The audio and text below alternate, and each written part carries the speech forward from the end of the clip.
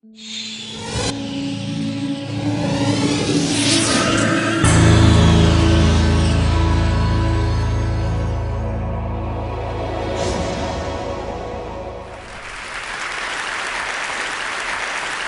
I just want to tell you my story. I spend a lot of time teaching adults how to use visual language and doodling in the workplace. And naturally, I encounter a lot of resistance, right? Because it's sort of considered to be anti-intellectual and counter to serious learning. But I have a problem with that belief because I know that doodling has a profound impact on the way that we can process information and the way that we can solve problems. So I was curious about why there was a disconnect between the way that our society perceives doodling and the way that the reality is. So I discovered some very interesting things. For example, there is no such thing as a flattering definition of a doodle. In the 17th century, a doodle was a simpleton or a fool, as in Yankee Doodle. In the 18th century, it became a verb and it meant to swindle or ridicule or to make fun of someone.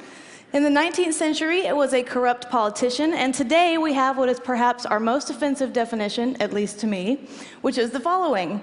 To doodle officially means to dawdle, to dilly-dally, to monkey around, to make meaningless marks, to do something of little value, substance, or import, and my personal favorite, to do nothing. No wonder people are averse to doodling at work. Doing nothing at work is akin to masturbating at work. It's totally inappropriate. Additionally, I've heard horror stories from people whose teachers scolded them, of course, for doodling in classrooms, and they have bosses who scold them for doodling in the boardroom. There is a powerful cultural norm against doodling in settings in which we are supposed to learn something.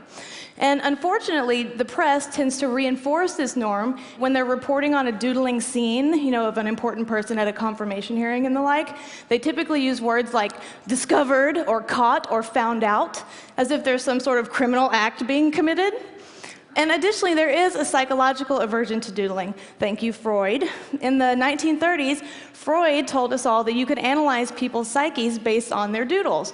This is not accurate, but it did happen to Tony Blair at the Davos Forum in 2005, when his doodles were, of course, discovered, and he was labeled the following things. Now, it turned out to be Bill Gates' doodle. And Bill, if you're here, nobody thinks you're megalomaniacal. But that does contribute, right, to people not wanting to share their doodles. And here is the real deal. Here's what I believe. I think that our culture is so intensely focused on verbal information that we're almost blinded to the value of doodling. And I'm not comfortable with that. And so because of that belief that I think needs to be burst, I'm here to send us all hurtling back to the truth. And here's the truth. Doodling is an incredibly powerful tool, and it is a tool that we need to remember and to relearn. So here's a new definition for doodling, and I hope there's someone in here from the Oxford English Dictionary, because I want to talk to you later. Here's the real definition. Doodling is really to make spontaneous marks to help yourself think. That is why millions of people doodle. Here's another interesting truth about the doodle. People who doodle, when they're exposed to verbal information, retain more of that information than their non-doodling counterparts. We think doodling is something you do when you lose focus, but in reality, it is a preemptive measure to stop you from losing focus. Additionally, it has a profound effect on creative problem solving and deep information processing. There are 4 ways that learners intake information so that they can make decisions. They are visual, auditory, reading and writing, and kinesthetic. Now, in order for us to really chew on information and do something with it, we have to engage at least 2 of those modalities, or we have to engage one of those modalities coupled with an emotional experience. The incredible contribution of the doodle is that it engages all 4 learning modalities simultaneously with the possibility of an emotional experience. That is a pretty solid contribution for a behavior equated with doing nothing. This is so nerdy, but this made me cry when I discovered this.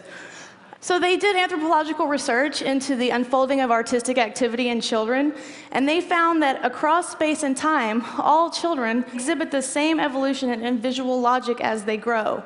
In other words, they have a shared and growing complexity in visual language that happens in a predictable order. And I think that is incredible. I think that means doodling is native to us, and we simply are denying ourselves that instinct. And finally, a lot of people aren't privy to this, but the doodle is a precursor to some of our greatest cultural assets. This is but one. This is Frank Gehry, the architect's precursor to the Guggenheim in Abu Dhabi. So here's my point. Under no circumstances should doodling be eradicated from a classroom or a boardroom or even the war room. On the contrary, doodling should be leveraged in precisely those situations where information density is very high and the need for processing that information is very high. And I will go you one further. Because doodling is so universally accessible and it is not intimidating as an art form, it can be leveraged as a portal through which we move people into higher levels of visual literacy. My friends, the doodle has never been the nemesis of intellectual thought. In reality, it is one of its greatest allies. Thank you.